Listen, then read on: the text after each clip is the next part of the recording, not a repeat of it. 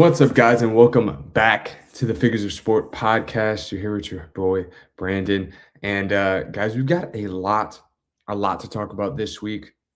I've been moving the episodes to be about 2 weeks apart, or every other week, basically, just because I don't want to oversaturate you guys, but also because it allows things to develop and we can kind of get a better picture of things, right? So, obviously, 2 weeks ago, when we did post that last episode, free agency hadn't started. Uh, NBA, we were talking about All Star, and then we were talking about the WBC beginning. We weren't even talking about it going on. So everything has changed since then, and we're going to jump right in. But before we do, ladies and gentlemen, you guys know what I got to ask you to do. Do me a huge favor. Hit that like button, hit that subscribe button, because you guys know how much it means to me that we hit, these subscribers, get those likes up. And of course, if you don't already, make sure that you follow us on Instagram, on TikTok, because we do post so much content there all the time. We posted so many WBC clips, free agency stuff we're going to talk about there as well, or NFL stuff we talk about there with clips and quick highlights. Just if you don't have a full, 30 to 45 minutes to watch a full episode, hey, at least you got a minute and a half to check out some of the clips, right? So make sure that you guys are following us on TikTok, on Instagram, because we are posting content there so frequently. So without further ado, ladies and gentlemen, we are going to jump straight into it. And the first thing that we are going to talk about is NFL free agency, because so much has happened since the legal tampering period has opened up on Monday.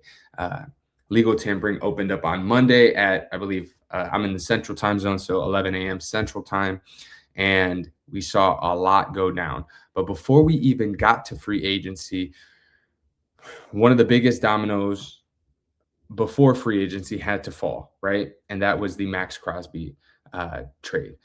Now, a lot has happened with that Maxx Crosby deal, right? So initially, Maxx Crosby was traded to the Baltimore Ravens for 2 first-round picks, right? They were set to revamp their D-line and acquire one of the top edge rushers available, one of the top edge rushers in the NFL in general, in Maxx Crosby, right? So things looked really good for the Ravens. People were wondering if the 2 first-round picks was a steep price, and I think it was. Especially with one of those picks being a top 14 pick in this year's draft, and then obviously, the 2027 draft is a draft class that's been highly regarded so far by a lot of people. So that is a hefty price for a guy. But it is a guy like Maxx Crosby, so it does make sense, right? He is one of the premier edge rushers in the NFL, so it's understandable, right?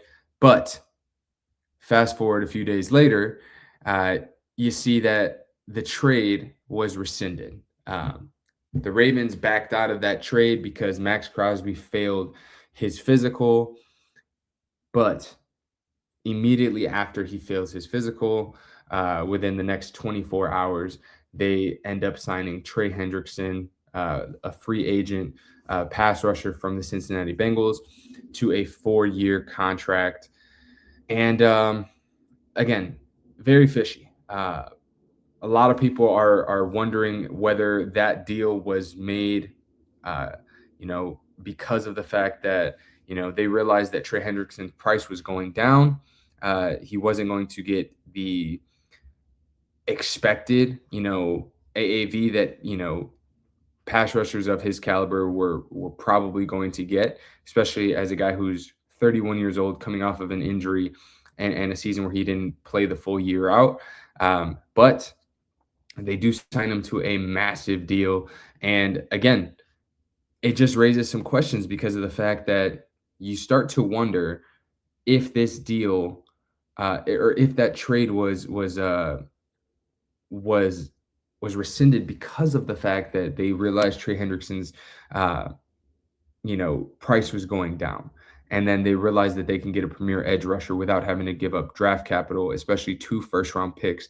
I understand that Maxx Crosby is a premier talent, but giving up 2 first-round picks when you can get a guy who has a similar type of impact in Trey Hendrickson without giving up any draft capital, that looks like a better deal for everybody, right? So it just is a little bit fishy. A lot of questions going on. Uh, Again, he failed his physical. Team doctors were involved. One of the team doctors was from the Dallas Cowboys. He's a guy that a lot of players trust with their surgeries, especially for their knees. Apparently, the short-term outlook was positive, but the long-term outlook wasn't too positive. That's what's being reported right now. So again, just very, very crazy to just see that whole saga go down. But apparently, the Raiders are set to go forward with him on the roster. But of course, you never know. They're still possibly going to be taking calls. I've heard that they are still taking calls now, and there is no guarantee that he does start the year as a Raider. He could still be traded this week, next week, this offseason. It is still potentially on the table. So we shall see what happens there. But if he does stay with the Raiders, it's not a bad idea, right? Like if they choose to keep him, because I understand that they made a lot of free agency signings and they spent a lot of money because they thought that they were going to have his contract off the books, right? But realistically, they've added a lot of solid pieces to that roster, and then of course they've got the number one overall pick, which is expected to be quarterback Fernando Mendoza from Indiana. But the one thing I will say is that one thing that they probably sat out on was interior offensive line or wide receivers on the market that were available, because of the fact that they thought they were going to have that number 14 overall pick, right? They didn't want to overpay for guys on the market when they could potentially draft a guy at 14, that pick from the Raiders. But now they kind of have to pivot a little bit. But other additions that they made, they signed Tyler Linderbaum to a record-breaking 3-year, $81 million deal with $60 million guaranteed. Quay Walker, linebacker from the Packers, on a 3-year, $40.5 million contract with $28 million guaranteed. Nakobe Dean, linebacker from the Philadelphia Eagles, 3 years, $36 million deal with $20 million guaranteed. Kwity Paye, a 3-year, $48 million deal with $32 million guaranteed. Jalen Naylor, wide receiver, on a 3-year, $35 million contract. And then they traded for Teron Johnson from the Buffalo Bills in exchange for a 2026 sixth-round pick. So, again, did make some solid acquisitions. They re-signed a lot of guys too. Malcolm Kuntz, Eric Stokes, guys like that. So definitely revamping that roster a little bit. And then, of course, with the addition of a new quarterback, they seem to want to compete in the AFC West this year. So if Maxx Crosby ends up staying, that is definitely going to be a little bit of a better team than it was last year. That's for sure. So now with the Maxx Crosby saga, like I said, that was one of the first pieces that had to kind of fall. And initially that domino had fallen for about 5 days, right? 4 or 5 days. And now you've got some other signings that were made. So we're going to talk about the biggest free agency signings of the 2026 free agency period. One of them was the Alec Pierce deal. Signed a massive 4-year, $116 million deal with $84 million guaranteed. That actually ended up being the reason that the Indianapolis Colts traded Michael Pittman. They decided to roll with Alec Pierce as their number one and traded Michael Pittman to the Steelers in exchange for a late round pick swap. And then he signed a new deal with the Pittsburgh Steelers. As I mentioned, Trey Hendrickson with that contract, 4 years, $112 million, $60 million guaranteed right after that Maxx Crosby trade fell through. Jalen Phillips, edge rusher from the Eagles, signed a 4-year, $120 million deal with the Panthers, making him one of the highest paid defensive players in the league. The Panthers were set on adding to that defense, and they definitely did. So shout out to them. Their defense was already relatively solid last year, so adding a pass rusher like him definitely will help them out as long as he can stay healthy, because that has been the biggest concern for him throughout his career so far. Daniel Jones re-signed a contract with the Indianapolis Colts. It's 2 years, $88 million, but it can go up to $100 million So it is the largest 2-year deal contract in NFL history. So the Colts feel like they have their guy. He is recovering from an Achilles injury, uh, expected to be ready for the start of the season, but we shall see. Hopefully, uh, uh, Danny Jones can recapture that magic that he had going for him last season. Malik Willis landed with the Dolphins on a 3-year, $67.5 million deal to replace Tua. Kenneth Walker, the Super Bowl MVP from the Seattle Seahawks, signed a deal with the Kansas City Chiefs of all teams for $43.1 million after a dominant postseason run. Devin Lloyd, the top linebacker available in free agency, signed a 3-year, $45 million deal with the Panthers. Odafe Owe secured a 4-year, $100 million deal with the Commanders. A bit of an overpay, if you ask me, but whatever. And then the Detroit Lions traded off David Montgomery, and they signed Isaiah Pacheco to, I believe, a $1 million deal to kind of help rebuild that backfield in Detroit. Now, some of the biggest trades that I got to talk about real quick, because obviously you guys know that's something that's always going to happen when it comes to the NFL. So we're going to talk about the biggest trades that happened this offseason. Trent McDuffie was traded from the Chiefs to the Rams, and he signed a record-breaking 4-year, $124 million extension with the Rams. Michael Pittman, as I mentioned, was traded from the Colts to the Steelers.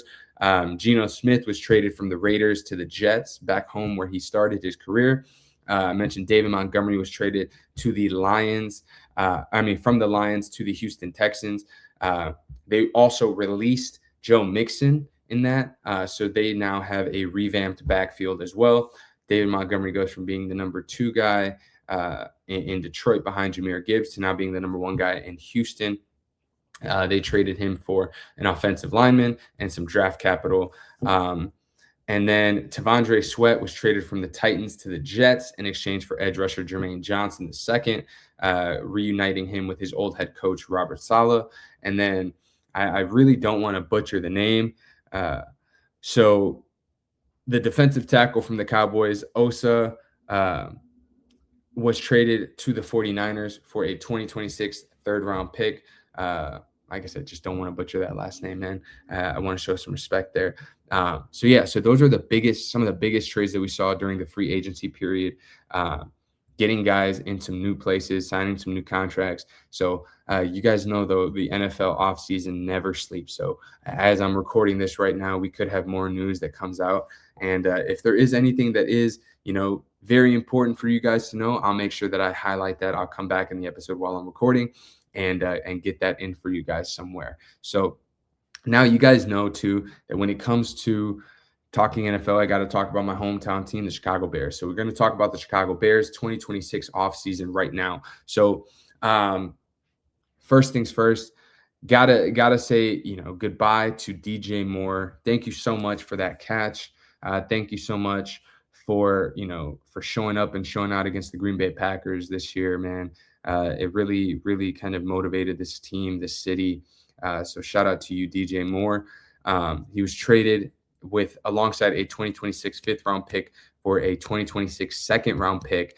So, while losing DJ Moore hurts the offensive weaponry we had available, it does clear massive cap space, and it gives them a little bit more ammo to kind of work with in free agency. So that was, I guess, the beneficiary of that. But then also a huge loss for the Chicago Bears that definitely kind of derailed the plans for this offseason was center Drew Dahlman retiring early, 27 years old, 1 year into a 3-year contract. And, he unfortunately retired, so he will no longer be playing with the Chicago Bears. They do get cap space back from that, but unfortunately, it does derail them. So because of that, they did end up making a trade for center Garrett Bradbury, guy that definitely, he was a starter on 2 teams that won 14 games in the last 2 years. The Minnesota Vikings in 2024, and then the Patriots in 2025, starting center. They got him for a 5th-round pick, so not a bad move there at all. And it was a 2027 5th-round pick as well. So benefit on that, or the bright side on that is he was teammates with Joe Tooney, our left guard, so he'll be alongside his boy, and hopefully Joe Tooney can help get him up to speed relatively quickly in the Ben Johnson offense.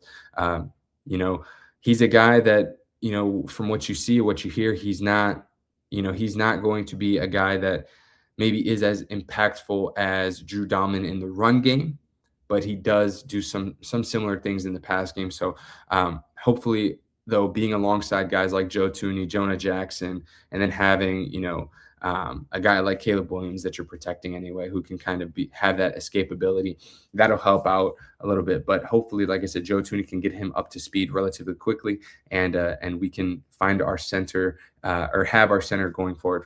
I also don't. I wouldn't put it past the Chicago Bears to draft a center in the draft, using some of the capital that they have now, just because I feel like it's a good opportunity for them to do so, especially now with, like I said, losing Drew Dalman. If Drew Dalman was still in the picture, I don't think that's even a conversation. But yeah, now the Chicago Bears did have some key arrivals that are going to help them this year. On the defensive side, especially. So first off, their big free agency signing was Kobe Bryant, the safety from the Seattle Seahawks. He played great for them this year. They signed him to a 3-year, $40 million deal with $25.75 million guaranteed. They signed Devin Bush, a linebacker from the Cleveland Browns, 3 years, $30 million, $21 million guaranteed. He was one of the top linebackers on the market as well.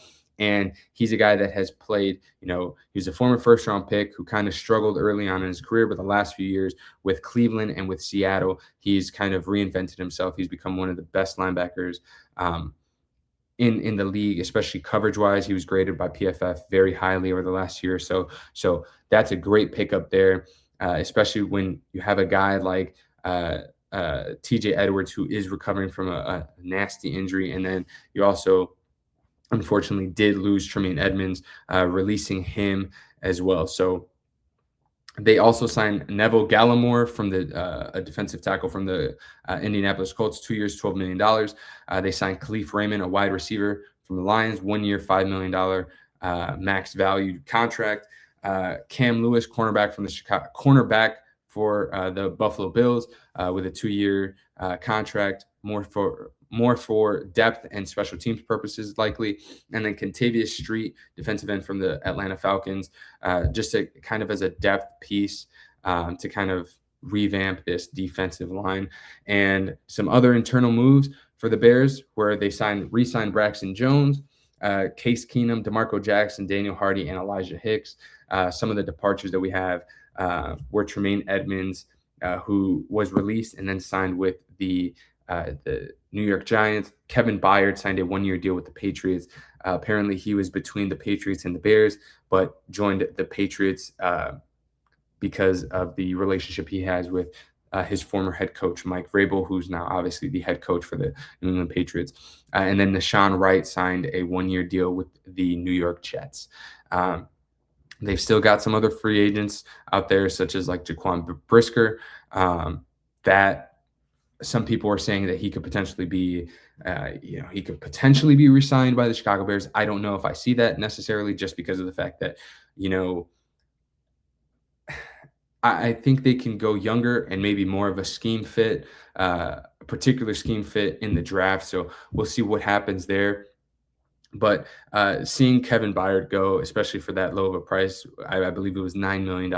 I definitely think it's something that the Bears could have afforded, but it does seem like they want to shift and go more towards youth and speed and just getting to the ball quick. So I understand those moves, but it hasn't been the flashiest of off seasons for the Chicago Bears, right? They did also add some other guys, Jedrick Willis,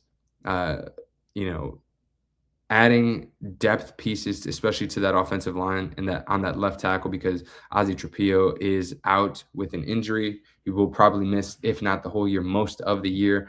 So adding depth on the offensive line, the defensive line, We don't have the premier edge rusher or interior guy that some people have wanted. Um, but I'm going to hope that we attack those weaknesses in the draft this year. So that is a quick recap on the Chicago Bears 2026 offseason so far. And then now, guys, we're going to talk about just some NBA updates because obviously the NBA is still going on. Playoffs are right around the corner, and the season is going by really quickly. So, real quick, let's talk about the Eastern Conference. The East is still being dominated by the Detroit Pistons, but man, them Boston Celtics are right on their behind. So, Pistons are 46 and 18, hold the number one seed in the Eastern Conference.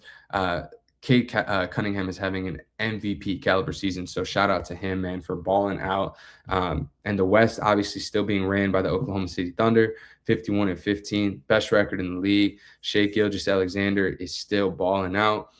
He actually tied Wilt Chamberlain's historic scoring streak, which is now 20 plus points in 126 straight games, and that is a huge honor for Shai Gilgeous-Alexander. So shout out to him. He's looking like he's going to wrap up his second MVP award in consecutive seasons. So players of the week, real quick: Victor Wembanyama and Tyler Hero. Wemby continues to ascend and look like a future MVP candidate. Tyler Hero has been balling out lately, so shout out to him. Oh, and real quick about the Miami Heat, Bam Adebayo dropped 83 points, but I'm going to put an asterisk on that 83 points just because of the fact that he had, first off, so many free throws, and then intentionally fouling when you're up over 20 points late in the fourth quarter. Just not like ethical basketball, so it was a shame to kind of see them play it out that way, but hey, 83 points is 83 points, right? So I guess hats off to Bam Adebayo for that. Now, real quick, I got to highlight this because this is insane. Jayson Tatum, man, barely 10 months after rupturing his right Achilles in the 2025 playoffs, 2024-2025 playoffs against the New York Knicks, he is back for the Boston Celtics.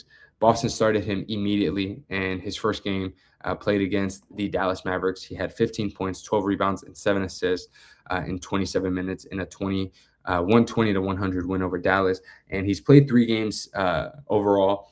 He's averaging 19.7 points, 6.7 rebounds, 3.7 assists, and he's playing around 25 minutes. Each game he's been around 26, 27 minutes. So I would assume for them to continue him on that kind of pace, let him settle in a little bit, and then probably once we get closer to the playoffs, you'll start to see him break that 30 minutes per game mark. But, man, hats off to Jayson Tatum. Incredible recovery. Guys don't come back in the following season usually after tearing their Achilles. So you got to give props where props are due, and much respect to Jayson Tatum for being able to recover and focus on his rehab and now give the Boston Celtics a chance, a true fighter's chance to compete for a championship this year. So that is huge for them. So, and they're sitting second in the East right now. I believe they are 2.5 games out. I'm going to confirm that right now. They are 3.5 games behind the Detroit Pistons. So that is going to be a huge addition for them. That's for sure. So you will keep an eye on that. Outside of that, you got the Knicks at number 3, the Cavs at number 4, the Magic at 5, the Heat at 6. The Heat finally are not currently in the play-in. So things are looking good for them. That's a huge sight for them to not be in the play-in as they have been for like the last 5 years, it feels like. And then in the Western Conference, you got OKC at number 1, San Antonio at number 2, sitting 2.5 games behind them. Houston at 3, 10.5 games behind them. The Lakers at 4, 10.5 games behind OKC as well. The Lakers and the Rockets are tied for that 3 spot. Denver at 5, Minnesota at 6. Phoenix, LA, Golden State, and Portland kind of round out that play-in picture. So, but yeah, man, the NBA is exciting, and it's been so hard to truly follow along with everything in the NBA, though, because you need 500 subscriptions to really watch every game now this year. But I've done my best, and it's been stressful, but it helps out, right? At least having some of those subscriptions already. So, but yeah, it's kind of a pain sometimes, guys. But I digress. So Other than that, injury-wise, Steph Curry has missed a lot of time this year, man, and Golden State's season is just been so up and down without him, and then obviously Jimmy Butler losing him to the ACL tear.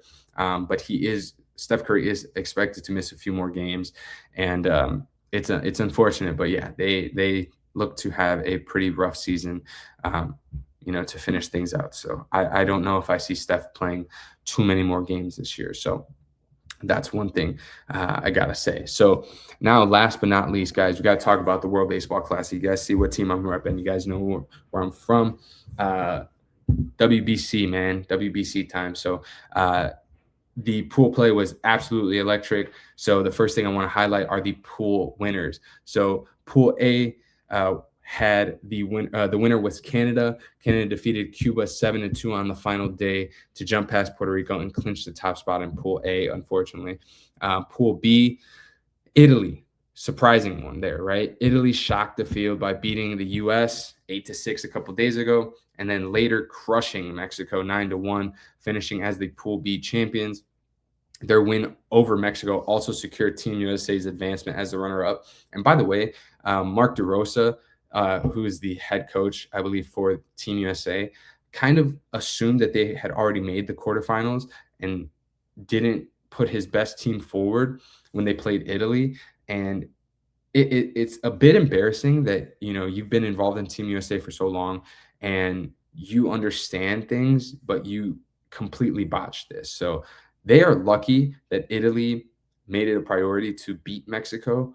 But I mean, realistically, I feel that Team USA had such a bad blunder there that it's I I'm gonna say that they don't necessarily deserve to be there because of the fact that if Italy wanted to kind of just wave the white flag and toss in the towel, Team USA wouldn't even be in this. So uh, it's just embarrassing by Mark DeRosa to kind of even say that. So I think he was better off not saying that, to be completely honest with you. But I digress. Now, the Pool C winner was Japan, obviously one of the huge favorites to win this. They entered the final day undefeated and put the finishing touches on their Pool C win after they had a clean run through pool play. Pool D had Dominican Republic, man. I told you guys, I believe in the DR this year, unfortunately. I just don't think my guys in PR can have all the talent that they need to kind of win this thing. But the Dominican Republic won Pool D. They finished ahead of Venezuela, Israel, Netherlands, and Nicaragua. And then obviously those winners, are all going to advance to the knockout stage or the quarterfinals. But Italy, Japan, and DR, got to give them a shout out because they were all flawless in pool play, finishing 4-0. Now, other participants in the tournament include USA, Korea, Puerto Rico, and Venezuela. So now I want to highlight the quarterfinals matchups because it's very important that you guys understand who's playing who, right, and when. So now, reminder that now that pool play is over, it is single elimination, right? So the tournament is set to end on Tuesday, March 17th. So I'm recording this on Thursday, March 12th. So in 5 days, the tournament will be over, right? So it's going by quick. That's why you got to lock in, really. So but now to highlight these quarterfinals matchups, and I'll give you guys days and times. So now we have the first matchup, which is going to take place on Friday. Again, I'm in Central Standard Time. So Korea and Dominican Republic is the first game on the schedule. That is going to be Friday at 5:30 p.m. And then we have USA versus Canada at 7 p.m. on Friday. And then on Saturday, you've got Puerto Rico versus Italy at 2 p.m. and then Venezuela versus Japan at 8 p.m. And then after that, we've got the semifinals. That's going to take place Sunday and Monday, one game on each day. And then on Tuesday, guys, the championship game is right there. So the quarterfinals are set, and I'm going to do it, man. I'm going to double down. I got Dominican Republic. They've looked incredible this WBC. They are balling out. Those guys are really they're really locked in. To be completely honest with you, they've scored 41 runs. They've scored the most runs in the tournament. Obviously, Japan is just right there too. They've scored 34, but when you're just looking at overall, man, Dominican Republic is balling out. And they have the largest run differential. They're plus 31. So they've been not only just beating teams, they've been beating teams badly. That's an average margin of victory by what, 7, almost 8 runs per game. So they've been balling out, man. I'm really high on this Dominican Republic team this year. So we're going to continue to roll with them. I'm going to double down and say that the Dominican Republic will take it. Now, if Puerto Rico takes it, I'm happiest man in the world. But realistically, I do think that the Dominican Republic is going to take it. But shout out to my PR team, man. Got to show them some love. I just think that if we had all the talent like Lindor, Correa, Baez, all those guys, I think we would have really had a true chance to win this thing. But unfortunately, that is not what happened. But ladies and gentlemen, that is going to be it. Going to keep this episode short, sweet, and straight to the point for you guys. 30 minutes in and out. Now, you guys know I got to ask you to do me a favor. As always, go ahead and make sure that you like this video, subscribe to the channel, share this video with your friends, family, coworkers, anybody who needs to know about sports. Hey, listen, if you got 30 minutes, throw the pod on, keep it in the background, doing anything else that you got to do. Just make sure that you show some love. Show us some love on Instagram. Throw us a follow, interact with some of the content. Same thing on TikTok. Throw us a follow, interact with the content. We post so much stuff there, guys. Like this video, after I post this, it's going to get clipped up and everything is going to get posted on TikTok, Instagram. So we're going to make sure that we have all the content going for you guys. I am super, super excited for, to watch the rest of NFL free agency unfold, the rest of the NBA season to unfold, and then obviously to see who comes out on top and see if my prediction was right for the WBC, guys. So super, super excited. Thank you guys for watching so much and coming back to another episode of Figures of Sport, episode 95, guys. We've been doing this for a while, man. Appreciate you guys for all the love and the support. And again, we are so, so close to that 100th episode. So make sure that you guys are showing love as we get closer to that 100th episode, subscribing, liking, sharing, following on other channels and stuff like that, guys, because it means the world to me. So thank you all so much for that. And we will catch you on the next one. Peace.